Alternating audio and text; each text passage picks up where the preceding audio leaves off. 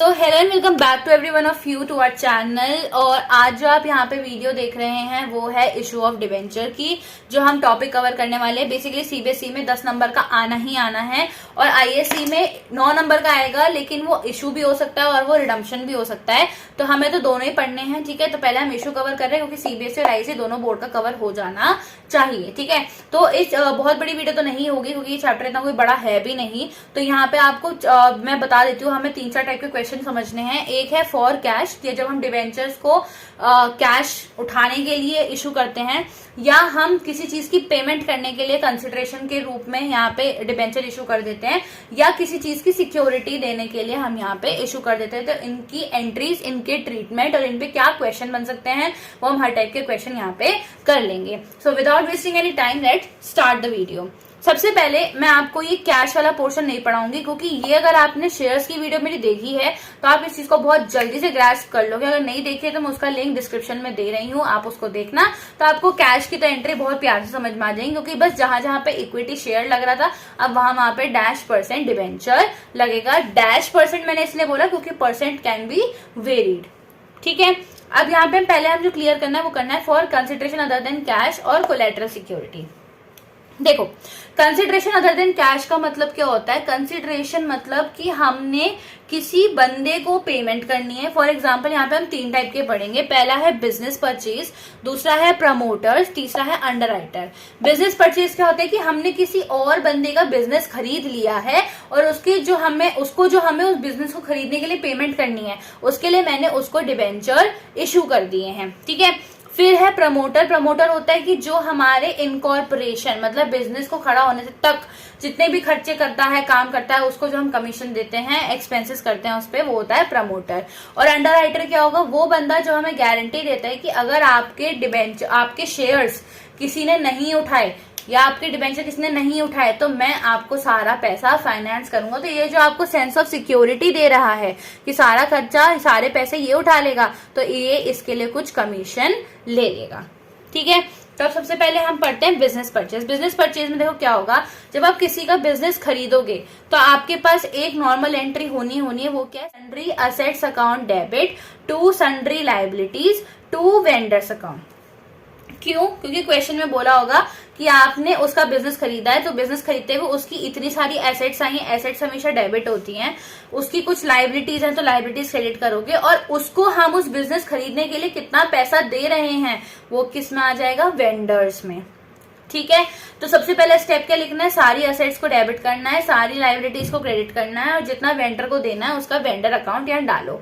या तो आप वेंडर लिखोगे या आप उस पर्टिकुलर जो भी फर्म होगी या जो भी आपको नाम दिया होगा, जैसे X limited, Y limited, ABC limited, वो उसका नाम लिखोगे, ठीक है। फिर जब ये चीज क्लियर हो गई तो अब आपको क्या करना है? जब आप इसको करोगे ना यहाँ पे, तो आपका बैलेंस देखो, असेट्स और ये दोनों को प्लस करके, मतलब दोनों 2 वाली चीजें जो मैंने ब्लू में लिखा है, इन दोनों को प्लस करोगे तो आप देखोगे या तो असेट ज्यादा होगा या लाइबिलिटी ज्यादा होगी।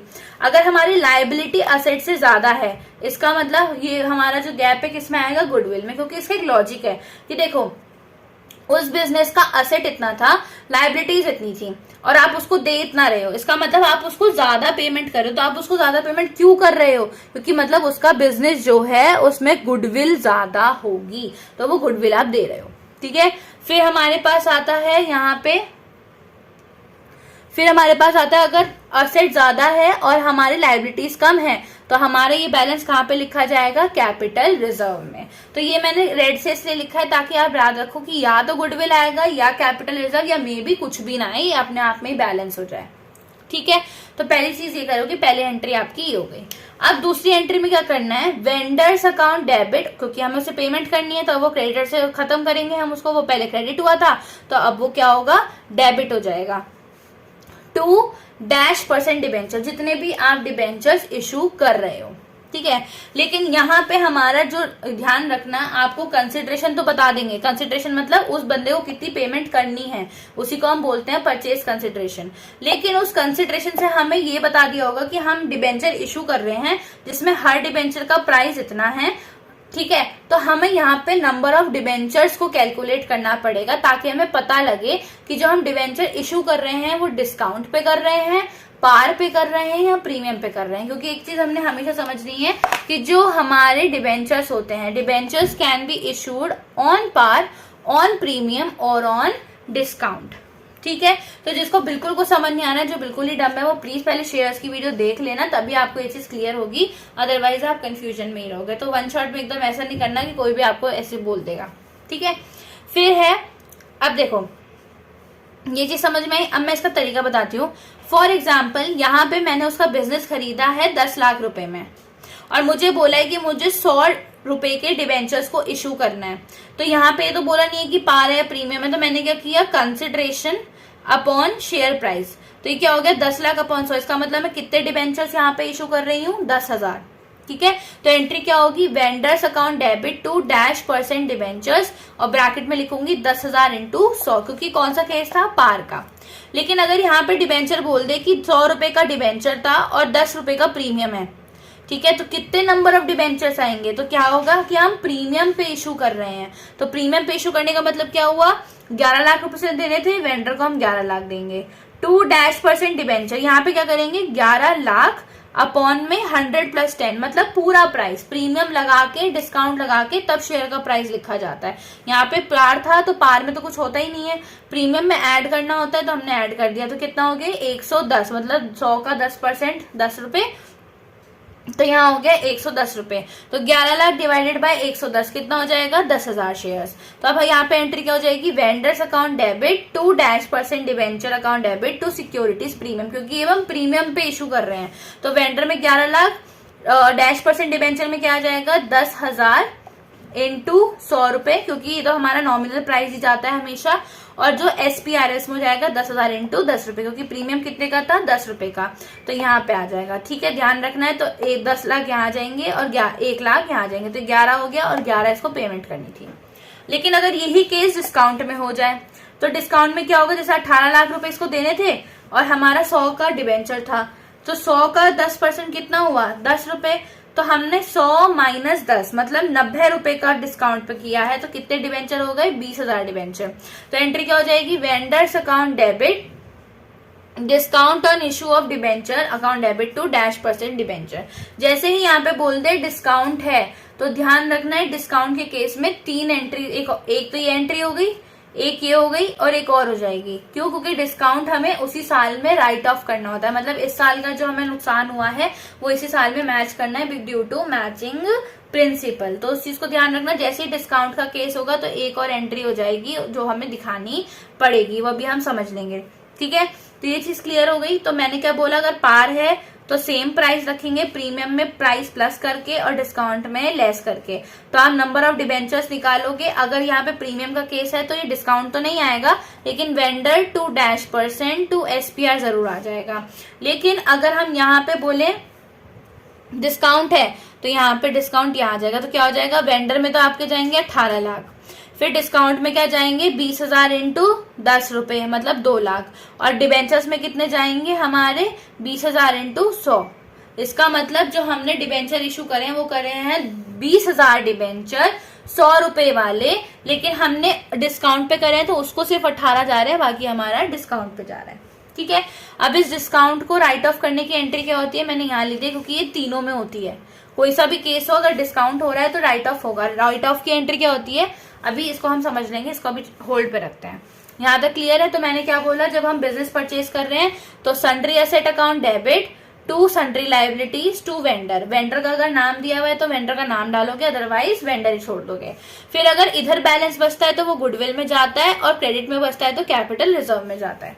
अब उस बंदे को जितनी भी पेमेंट करनी है, आपने वेंडर अकाउंट डेबिट करा, टू %% डिबेंचर लिखा, ठीक है, यहीं रुक जाओ। फिर कैलकुलेट करो कि उसके कितने डिबेंचर इशू हो रहे हैं, तो नॉमिनल प्राइस तो यहीं जाएगा, मतलब अगर 100 का शेयर है तो 100 तो यहीं जाएगा। अगर उसको हम कम में कर रहे हैं तो डिस्काउंट हो गया, तो डिस्काउंट यहाँ चला जाएगा, और अगर प्रीमियम में है तो प्रीमियम यहाँ पे आ जाएगा। ठीक है, फिर हमारी एक और चीज होती है कि डिस्काउंट और प्रीमियम, डिस्काउंट को हमें राइट ऑफ करना है। अब सेम चीज प्रमोटर के साथ होती है। प्रमोटर का क्या है कि incorporation expenses account debit to promoters account, मतलब कि अगर प्रमोटर का कोई खर्चा है तो उसके लिए एंट्री क्या होगी, क्योंकि ड्यू एंट्री है, तो ये क्या होता है हमारा इनकॉर्पोरेशन एक्सपेंस। तो incorporation expense account debit to promoters account. ठीक है, फिर क्या होगा, promoters account debit to -% debenture, same चीज है। क्यों? क्योंकि हमने देखो सेम चीज है, बस पहली एंट्री में चेंज आएगा, बाकी सारी चीजें सेम ही रहेंगी। हमें इनकॉर्पोरेशन एक्सपेंस करना था, डेबिट किया टू प्रमोटर, प्रमोटर को देना था। अब प्रमोटर का नाम भी हो सकता है या कुछ भी हो सकता है, नाम लिखोगे। अब उस प्रमोटर को पेमेंट करनी है, वो डेबिट होगा टू -% डिबेंचर, वही चीज है। ठीक है, तो क्या हो जाएगा, अगर पार पे है तो सेम यही रहेगा, अगर प्रीमियम पे तो SPR आ जाएगा, और अगर डिस्काउंट पे है तो डिस्काउंट आ जाएगा। ठीक है, फिर आते हैं अंडरराइटर पे। अब अंडरराइटर में क्या होगा कि इनकॉर्पोरेशन एक्सपेंस की जगह पे बस नाम बदल जाएगा, अंडरराइटर्स एक्सपेंस। मान लो उसको हमें कमीशन देना है तो उसका अकाउंट क्या हो जाएगा, underwriters commission account debit to underwriters account. ठीक है, फिर सेम एंट्री, अंडरराइटर को कितना देना है, क्योंकि ये कंसिडरेशन हो गया, आप उस कंसिडरेशन को divide by share, sorry share लिख दिया है मैंने यहाँ पे, आई एम रियली सॉरी, ये डिबेंचर प्राइस होगा। ठीक है, वो शेयर में भी होता है, इसका कंफ्यूजन हो गया, तो इसको आप कट कर लेना, यहाँ पे मैंने ध्यान नहीं दिया, अभी दिया है। ठीक है, मैंने सब जगह डिबेंचर लिखा है, यहाँ पे डिबेंचर नहीं लिखा, तो ये डिबेंचर प्राइस था। ठीक है, डिबेंचर प्राइस से हम डिवाइड करेंगे तो ये हमारा क्या हो गया, एंट्री हो जाएगी। अब हमें समझना है राइट ऑफ। राइट ऑफ का मतलब क्या, ये अगर आपने ये भी याद रख लिया ना, अमाउंट आप डाल दोगे, क्योंकि अब आपको समझ में आ गया है। फिर भी अब एक क्वेश्चन कर लेंगे। अब एक चीज का ध्यान रखना, क्या क्या चीजें राइट ऑफ होती है। राइट ऑफ का मतलब क्या होता है, कुछ खर्चे ऐसे होते हैं जो इस साल के इसी साल में कंप्लीट करने होते हैं। जैसे अगर इनकॉर्पोरेशन एक्सपेंस है तो उसको आप साथ साथ राइट ऑफ करोगे, और राइट ऑफ की एंट्री क्या होती है, उसे आप प्रॉफिट से काटते हो। तो statement of profit and loss account debit to incorporation expense account, आप वहां पे P&L मत लिख के आना, प्रॉफिट एंड लॉस ही लिख के आना। ठीक है, क्योंकि स्पेस नहीं होती है, इसलिए नोट्स में हम यहाँ लिख देते हैं, अदरवाइज आपको प्रॉपर लिख के आना है। फिर सेम चीज, अंडरराइटर का कमीशन अकाउंट है तो आप क्या लिखोगे, statement of P&L account debit to underwriters commission account. ये वाली एंट्री हमेशा हम स्किप कर देते हैं। हम जब छोटी छोटी वीडियोस देखते हैं ना, तो उन वीडियोस में ये वाली बात कवर नहीं होती, राइट ऑफ वाली, तो आप करके आना, आप कोई चांस मत छोड़ना कि आपके नंबर कटे। ठीक है, फिर हमारे पास एक चीज हमने पढ़ ली कि इसमें तो 2 ही एंट्री होंगी, इसमें 3 होंगी हमेशा, इसमें भी 3 होंगी, क्योंकि हमें एक्सपेंसेस और इसको भी राइट ऑफ करना है। लेकिन चौथी एंट्री इन दोनों के लिए और तीसरी एंट्री इसके लिए कौन सी है, डिस्काउंट, कि अगर हमने डिबेंचर डिस्काउंट पे इशू करे हैं तो हमें उसको राइट ऑफ करना पड़ेगा। लेकिन डिस्काउंट का यहाँ पे थोड़ा सा लॉजिक समझना है कि इसे ना हमेशा हम स्टेटमेंट ऑफ P&L से नहीं करते हैं, इसे हमेशा हम स्टेटमेंट ऑफ P&L से नहीं करते हैं। इसे हम कैसे करते हैं, अगर हमारे पास SPR है तो पहले SPR से काटोगे, अगर बचता है तो स्टेटमेंट ऑफ P&L से।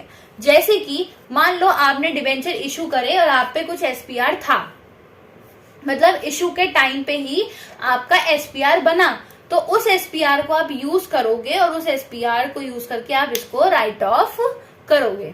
ठीक है, जैसे मान लो SPR में 1 लाख रुपए था और आपका डिस्काउंट हुआ है 3 लाख रुपए का, तो 1 लाख तो आप SPR से हटा सकते हो, बाकी बचा हुआ आप स्टेटमेंट ऑफ P&L से हटाओगे। तो पहली प्रेफरेंस किसको देनी है, SPR को। तो क्या हो जाएगा, SPR अकाउंट डेबिट 1 लाख रुपए, statement of P&L account debit 2 lakh रुपए, to discount on issue of debenture 3 lakh रुपए। ठीक है, मतलब जो ये नॉर्मल एक्सपेंसेस हैं इनको तो आप हमेशा स्टेटमेंट ऑफ P&L से हटाओगे, लेकिन जब भी हम डिस्काउंट ऑन इशू की बात करेंगे, डिस्काउंट पे जब हम कर रहे हैं, उन्हें हम क्या बोलेंगे कि यहाँ पे हमेशा पहले SPR को प्रेफरेंस देना है, फिर हमें यहाँ पे स्टेटमेंट ऑफ P&L पे जाना है। ठीक है, तो ये था आपका purchase consideration other than cash, कि अगर आप इशू ऑफ डिबेंचर करते हो कंसिडरेशन अदर देन कैश, मतलब कैश के अलावा। ठीक है, तो ये तीनों टॉपिक समझ में आ गए, साइमल्टेनियसली लिख दिया, स्क्रीनशॉट ले लेना, नोट्स बना लेना, ये नोट्स भी नहीं बनाने, समझ लेना, कर लेना। अब है कोलैटरल, कि अगर मैंने issue of debenture as collateral security करे हैं तो कोलैटरल का मतलब क्या होता है कि आपने कोई लोन लिया, उधारी ली, और उस उधारी में आपने एक चीज को सिक्योरिटी रखा, लेकिन उस सिक्योरिटी से अगर पूरे पैसे कवर नहीं हुए तो आपने उसके चक्कर में एक और एडिशनल सिक्योरिटी दे दी है कि अगर यहां से नहीं हुआ तो आप यहां से कवर कर लेना। ठीक है, तो उस सिक्योरिटी के लिए कई बार हम लोग डिबेंचर्स को इशू कर देते हैं। ठीक है, तो उसे हम बोलते हैं कोलैटरल सिक्योरिटी। अब कोलैटरल सिक्योरिटी जो आपके क्वेश्चन में बनेगा वो बनेगा कि when entry is passed, when entry is not passed. अब या तो सीधा लिखा आएगा कि आपको एंट्री पास करनी है या नहीं करनी है, अदरवाइज आपको हिंट कैसे दिया जाएगा कि अगर मान लो बोल दिया कि पास जर्नल एंट्रीज, तो इसका मतलब क्या है कि आपको एंट्री वाला ही केस करना है। ठीक है, ये मत लिख के आना कि एंट्री तो इसकी हमने मान लिया है ही नहीं तो हम नहीं कर रहे, नहीं, फिर तो एंट्री करके ही आनी है। और अगर आपको कुछ समझ नहीं आ रहा है तो आप वहां पे लिखे होगे assuming when entries passed, assuming when entries not passed, आप दोनों केस लिखे आना फॉर सेंस ऑफ सिक्योरिटी। लेकिन दोनों केस सिर्फ जब लिखना जब कुछ समझ में ना रहा हो, हिंट ना हो। अगर इन्होंने बोला है पास जर्नल एंट्रीज और कोलैटरल सिक्योरिटी का क्वेश्चन है तो आपको ये वाला मेथड करना है, दैट्स इट। ठीक है, मेथड को इतना डिफिकल्ट नहीं है, इट्स वेरी इजी। देखो होगा क्या, जब आपकी एंट्री पास होगी ना, तो जितने भी आप डिवेंचर इशू कर रहे हो as collateral security, for example इस क्वेश्चन था कि ABC limited took a loan of rupees 50,000 from SBI bank. ठीक है, और उस लोन के लिए इन्होंने 6,000 डिबेंचर्स इशू करे ऑफ ₹10 ईच। ठीक है, एज कोलैटरल सिक्योरिटी। तो आपको एंट्री पास करनी है, तो आप क्या करोगे, सबसे पहले एंट्री क्या होगी, bank account debit to bank loan account, जो मैंने यहाँ पे लिखी नहीं है, मैं लिख देती हूँ क्योंकि मैंने यहाँ पे सिर्फ कोलैटरल वाली लिखी है। ठीक है, कोलैटरल वाली लिख दीजिए। तो पहली एंट्री आपकी मैं यहाँ पे लिख रही हूँ, क्या होगी, जो दोनों में ही होगी, चाहे ये हो चाहे ये हो, तो वो होगी bank account debit to either bank loan account, या जो भी बैंक का नाम होगा आप वो भी लिख सकते हो कि एसबीआई लोन अकाउंट, क्योंकि अगर मल्टीपल बैंक से आप ले रहे हो तो। ठीक है, अगर आप मल्टीपल बैंक से ले रहे हैं तो आप उसके ऊपर भी ध्यान रख सकते हैं। ठीक है, पहली एंट्री दोनों में होगी, दूसरी एंट्री जिसमें पास नहीं हो रही उसमें नहीं होगी, लेकिन इसमें होगी क्या, debenture suspense account debit to -% debentures account. यहाँ पे क्या आएगा, मैंने क्या बोला था, 6,000 के डिवेंचर ₹10 के थे, तो इसका मतलब 60,000 रुपए यहाँ, 60,000 रुपए यहाँ। सॉर्टेड है। अब ये तो हो गई जर्नल एंट्री की बात। अब इन्होंने बोला कि आपको उससे बैलेंस शीट बनानी है और नोट्स टू अकाउंट भी बनाना है, तो हम क्या लिखेंगे, balance sheet as at extract लिखेंगे, क्योंकि हम छोटा सा एक्सट्रैक्ट दिखा रहे हैं।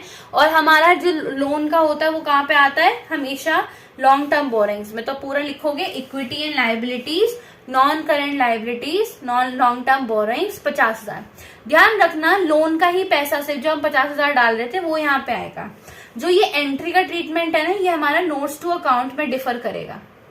ठीक है, नोट्स टू अकाउंट में कैसे डिफर करेगा, देखो अभी बताती हूँ। जब हम एंट्री को पास कर रहे हैं तो क्या करेंगे, बैंक लोन, जैसे मैंने अगर एसबीआई लोन होता तो मैं यहाँ लिखती एसबीआई लोन, और अब सबसे पहले ऊपर लिखती लॉन्ग टर्म बोरिंग्स, जो मैंने जैसे यहाँ पे पैटर्न लिखा हुआ है। ठीक है, यहाँ लिखना भूल गई होंगी, ये लिखा हुआ है। पहले लिखोगे notes to account particular rupees long term borrowings, ऐसे ही लिखोगे कि लॉन्ग टर्म बोरिंग में डालना है, मैं नोट नंबर दिया है।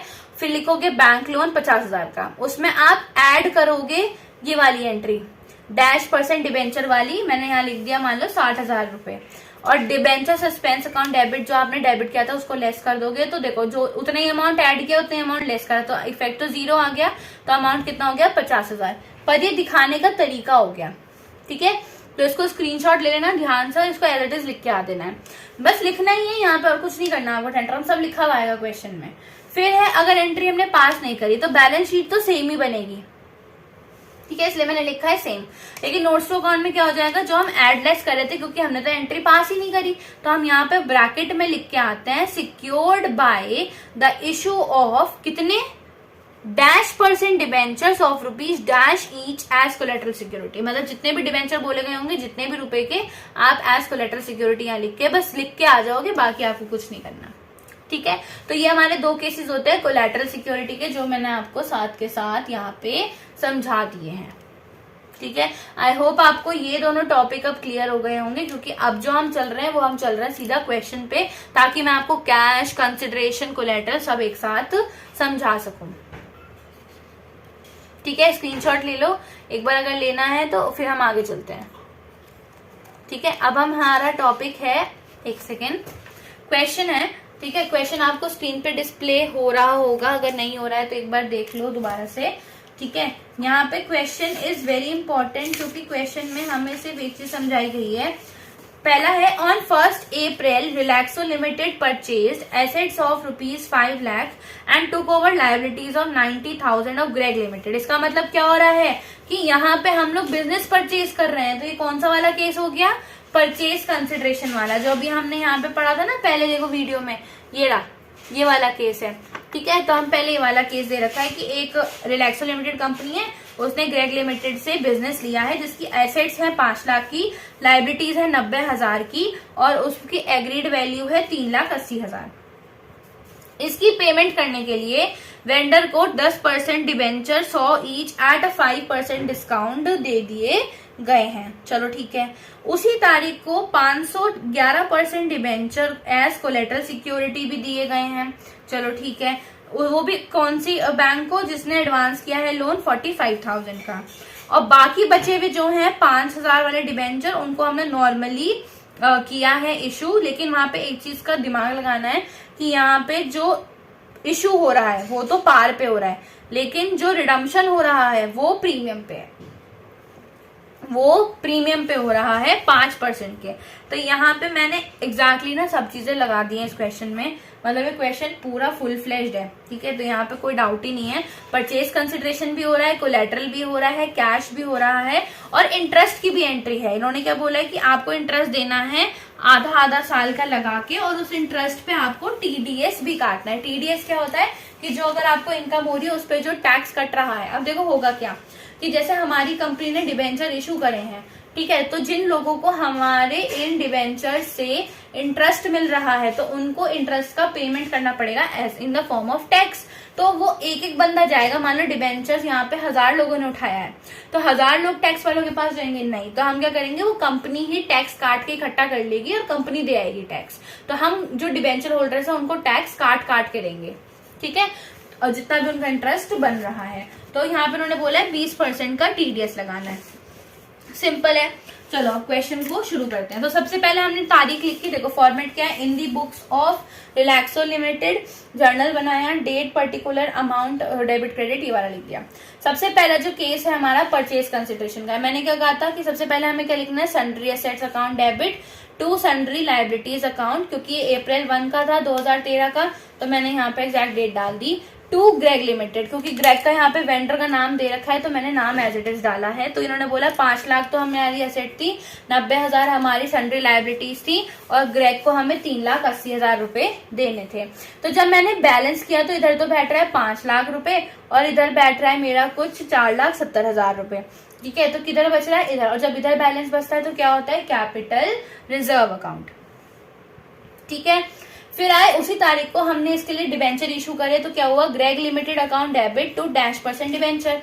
लेकिन यहाँ पे इन्होंने क्या बोला है कि उसको हमने डिस्काउंट 5% के डिस्काउंट, तो क्या हो गया 3,80,000, क्योंकि 3,80,000 मुझे उससे देने थे, तो परचेज कंसिडरेशन 3,80,000 हो गया, डिवाइडेड बाय शेयर का प्राइस कितना है, वैसे तो 100 है लेकिन उसपे 5% का लॉस है, तो डिवाइडेड बाय 95। तो यहाँ पे जो नंबर ऑफ डिबेंचर्स आ गए वो आ गए 4,000। तब क्या होगा, यहाँ पे तो जाएगा 4,000 इंटू 100, क्योंकि 10% डिबेंचर में तो हमारा एग्जैक्टली नॉमिनल प्राइस जाता है। ठीक है, लेकिन ग्रेग लिमिटेड में कितना हो गया, 4,000 इंटू 95, क्योंकि इसको हमें सिर्फ 3,80,000 देने हैं। तो यहाँ पे जो गैप आया वो किधर आया, डेबिट साइड पर। डेबिट साइड पे जब होता है तो हम उसे क्या बोलते हैं, discount on issue of debenture. ठीक है, ये वाली चीज क्लियर है। तो मैंने ये चीज बोली थी कि जब भी डिस्काउंट का केस होगा आपको उसको राइट ऑफ करना है, लेकिन अभी लास्ट डेट तो नहीं है ना, उससे पहले और सारी एडजस्टमेंट भी है, तो ध्यान रखना इसको करना है लेकिन अभी होल्ड पे रखना है। ठीक है, चलो यहाँ तक क्लियर हो गया परचेज कंसिडरेशन। अब इसने बोला उसी तारीख को हमने एक लोन लिया है 45,000 रुपए का और उसके लिए कोलैटरल सिक्योरिटी दी है, तो क्या हो गया, bank account debit to bank loan account which is 45,000। फिर उसके लिए क्योंकि यहाँ पे उन्होंने बोला कोलैटरल सिक्योरिटी और क्योंकि हमें एंट्री पास करनी है, तो हम क्या लिखेंगे, debenture suspense account debit to 11% debentures account. Percent change हो रहा है सब में, तो ध्यान रखना है। ठीक है, 50,000 और बहुत चांसेस हैं अगर आपका 6 से 7 नंबर का क्वेश्चन बन रहा है तो ये पूरा फुल फ्लेज जैसे दे सकते हैं जिसमें सारे केस मिक्स हों। बहुत कम चांसेस है कि इशू में आपको सिंपल दे दें, या तो इंटरेस्ट दे देंगे बीच में या कुछ ना कुछ ट्विस्ट डालेंगे। ठीक है, फिर है यहाँ तक क्लियर है, ये वाला हो गया हमारा कोलैटरल सिक्योरिटी वाला। अब नॉमिनल हम बैंक को इशू कर रहे हैं क्योंकि यहाँ पे हम लोग जो पैसा है वो टुकड़ों में नहीं मंगा रहे हैं, हम पैसा एक साथ मंगा रहे हैं। तो एंट्री क्या होगी, bank account debit to debenture application and allotment account. ठीक है, मैंने अप्रैल को यहाँ पे 5 लाख रुपए मंगा लिए, लेकिन इसने मुझे क्या कहा कि जो हम लोग पैसा वापस करेंगे वो 5% के प्रीमियम पे करेंगे। तो यहाँ पे आपका क्वेश्चन बनता है कि जब हम रिडम्पशन कर रहे हैं ना वो 5% के प्रीमियम पे कर रहे हैं, तो एंट्री क्या होगी? सिमिलरली डिबेंचर एप्लीकेशन अलॉटमेंट तो डेबिट होगी, यहाँ क्रेडिट हुआ है तो यहाँ डेबिट हो रहा है। टू 12% डिबेंचर अकाउंट, आप 5 लाख डालोगे। लेकिन देखो रिडम्पशन के 2 केस होते हैं। अगर पार का केस होता तो ये जो मैंने ब्लू में लिखा है ये एंट्री यहीं बंद हो जाती। लेकिन अगर रिडम्पशन मेरा प्रीमियम पे हो रहा है तो ये 2 एंट्री बढ़ जाती है, एक इधर एक इधर। इसे हम बोलते हैं loss on issue of debenture और इसे बोलते हैं premium on redemption of debenture. ये क्यों करा गया है? क्योंकि जो अब हम लोग अब देखो प्रीमियम होता क्या है ना कि जब मैं रिडम्पशन कर रही हूँ, मतलब मैंने किसी इंसान से 1 लाख रुपए उठाए तो उसे इंटरेस्ट तो मिल ही रहा है, लेकिन उसे उस 1 लाख में भी बढ़ोतरी मिल रही है इंटरेस्ट के अलावा, कि उसका 1 लाख था तो मैं उसे 1,10,000 दे रही हूँ और 1 लाख पे इंटरेस्ट तो मिलता ही रहेगा। ठीक है, इसका मतलब जो हम प्रिंसिपल अमाउंट में इंप्रूवमेंट कर रहे हैं उसको हम प्रीमियम बोल रहे हैं। तो जब रिडम्पशन प्रीमियम पे हो रहा है तो ये हमारे लिए खर्चा है, क्योंकि हमें लॉस होगा जब हम बंदे को एक्स्ट्रा पैसा दे रहे हैं। तो क्या हो गया? Loss on issue of debenture ये हो गया। और ये जो भी हमें दे रखा है 5% दिया है तो इसका मतलब 5 लाख का 5% 25,000 रुपए। और 2 प्रीमियम, क्योंकि हम यहाँ पे प्रीमियम मतलब वो रिजर्व बना के चलेंगे तो वो प्रीमियम हमें बचा के चलना है, तो वो 25,000 का हम बनाते रहेंगे, जब वो रिडम्पशन आएगा हम उनको दे देंगे। ठीक है, तो ये इशू के टाइम पे जो प्रिपरेशन होती है, जो सीबीएसई वाले उनके में अगर आएगा तो वो प्रिपरेशन ही आएगा। आईएससी वालों में भी अगर इशू आ रहा है तो प्रिपरेशन आएगी, रिडम्पशन नहीं होगा। बस आपको ध्यान रखना है कि प्रिपरेशन कैसे करते हैं। अगर मान लो हमारा ये जो डिवेंचर है ये ही प्रीमियम पे इशू हुआ तो एंट्री क्या हो जाती? Debenture application and allotment to 12% debenture to SPR. पहले आप नॉर्मल एंट्री करते, फिर उसके बाद loss on issue of debenture to premium on redemption. और ध्यान रखना है जो ये हम लगाते हैं हमेशा लगाते हैं जो इसमें अमाउंट जा रहा है, ना कि प्रीमियम वाला इंक्लूड करके। सिर्फ जो इसमें जा रहा है इस पे लगेगा। ठीक है, हमेशा कैपिटल वाले प्राइस पे लगेगा, ना कि हमारा एक्स्ट्रा जो भी आ रहा है। क्लियर है? तो ये एंट्री हो गई। और हमें इसको भी राइट ऑफ करना होता है क्योंकि ये भी मेरा नुकसान ही है। तो ध्यान रखना लॉस और डिस्काउंट ये 2 चीजें अभी राइट ऑफ होने के लिए बची हुई हैं। क्लियर है?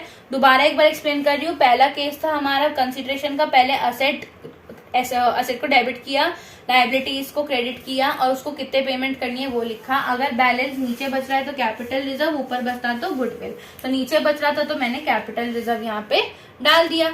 फिर मैंने उसको पेमेंट करी, क्योंकि मैंने पेमेंट डिस्काउंट पे करी तो मैंने डिस्काउंट प्राइस पे निकाले डिबेंचर्स कितने थे वो मैंने यहाँ लिखे, बैलेंस डिस्काउंट में आ गया। अभी डिस्काउंट राइट ऑफ होगा साल के एंड में, तो अभी नहीं कर पाएंगे क्योंकि अभी हमारी अप्रैल 1 ही चल रही है।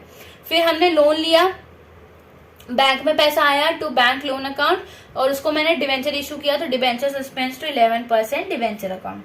फिर bank account debit to debenture application जो हमने नॉर्मल किया क्योंकि लमसम का केस है।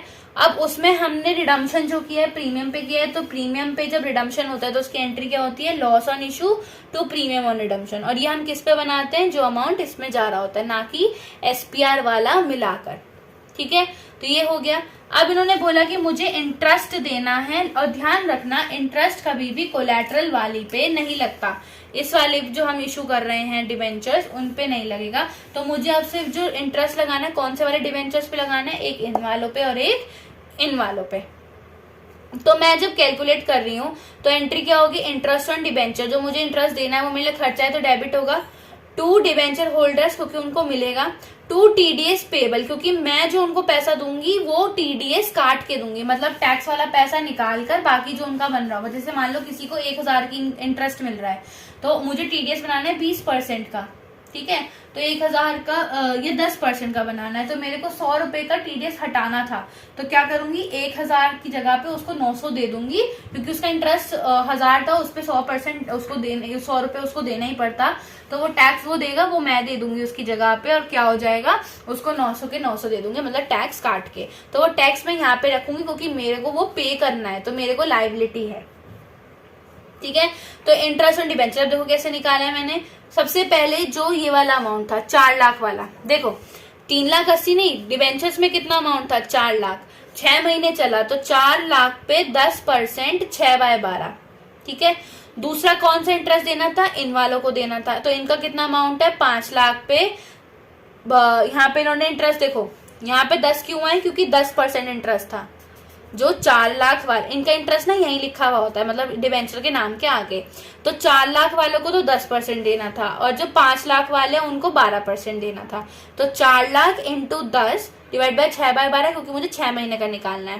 फिर सिमिलरली 5 लाख इंटू 12/100 इंटू 6/12, ये आया, ये निकाला।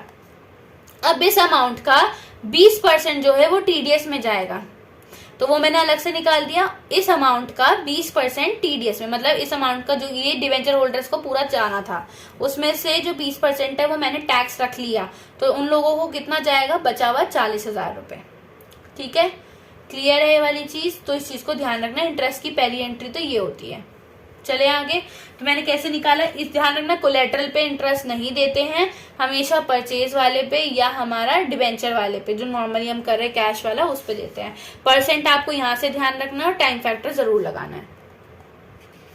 ठीक है, फिर है, अब जब हमने इनका ड्यू कर दी एंट्री, तो अब इनको पेमेंट करनी है। तो debenture holders account debit to bank account 40,000 pay कर दो, और TDS payable to bank, TDS वाले को भी देना है पैसे, तो मतलब टैक्स वालों को भी पैसे देना है, तो 10,000 हमने यहाँ काट दिए। ठीक है, अब आ गई फिर से 2014 मार्च 31, क्योंकि साल का एंड आगे इन्होंने कहा था ना कि हमें जो टैक्स देना है वो 2 बार देना है, मतलब या तो हम एक साथ देते तो सिर्फ 31 मार्च को पूरा अमाउंट आता, फिर 6/12 हम नहीं करते क्योंकि हमें टाइम फैक्टर नहीं लगाना था। लेकिन अब टाइम फैक्टर लगाना था, तो ये एंट्री 2 बार होगी। तो same entry, interest on debenture account debit to debenture holders to TDS payable 50,000, 40,000, 10,000, फिर उसको 40 दे दो और फिर 10,000 उनकी पेमेंट कर दो। यहाँ तक क्लियर है।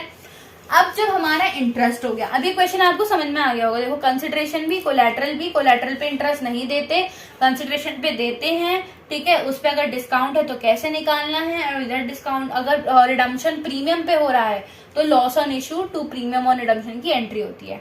ठीक है, ये चीजें मैंने आपको इसलिए बता दी क्योंकि क्वेश्चन फुल फ्लेज्ड है। अगर बस आपने ये भी समझ लिया, आपका काम हो जाएगा। अब देखो, राइट ऑफ के लिए क्या क्या बचा था, ध्यान रखना है। सबसे पहले हम इंटरेस्ट को राइट ऑफ करते हैं। तो इंटरेस्ट को राइट ऑफ हमेशा हम किससे करते हैं, स्टेटमेंट ऑफ पीएनएल से।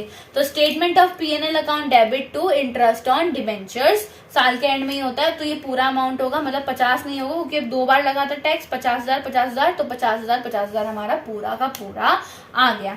ये मत कहना कि 40,000 ही दे देते, हम दे पूरा 50 रहे थे, ड्यू पूरा 50,000 हो रहा है, तो 50,000 का 50,000 मतलब 2 बार हो जाएगा 1 लाख रुपए। अब आते हैं हम लोग डिस्काउंट और लॉस ऑन इशू पे। देखो, जब डिस्काउंट और लॉस ऑन इशू हमें देखना है, मैंने एक चीज समझाई थी कि इन दोनों के केस में अगर यहाँ पे मान लो वो होता अंडर राइटर कमीशन और इनकॉर्पोरेशन एक्सपेंस, तो हम सीधा स्टेटमेंट ऑफ पीएनएल से करते।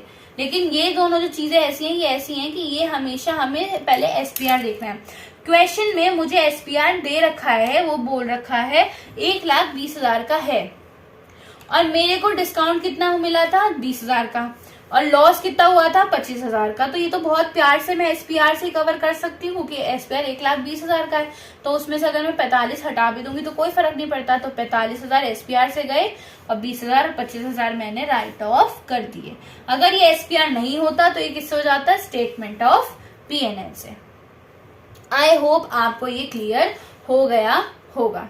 ठीक है, तो मेरी तरफ से आपको ये चीज समझ में आ चुकी है। आपको मैंने इंटरेस्ट का बता दिया है तरीका। इसके अलावा मेरे हिसाब से क्वेश्चन जो बन सकता है वो आपका बस ये बन सकता है कि ये आपका बैलेंस शीट में कहा जाएगा। तो बैलेंस शीट में मैंने आपको बता दिया है, अगर रिजर्व्स हैं तो रिजर्व एंड सरप्लस में जाएंगे, अगर आपके पास बैंक का पैसा है तो बैंक में जाएगा, और डिबेंचर इशू कर रहे हैं तो लॉन्ग टर्म बोरिंग जो कि आता है non current liabilities under equity and liabilities. ठीक है, ओके।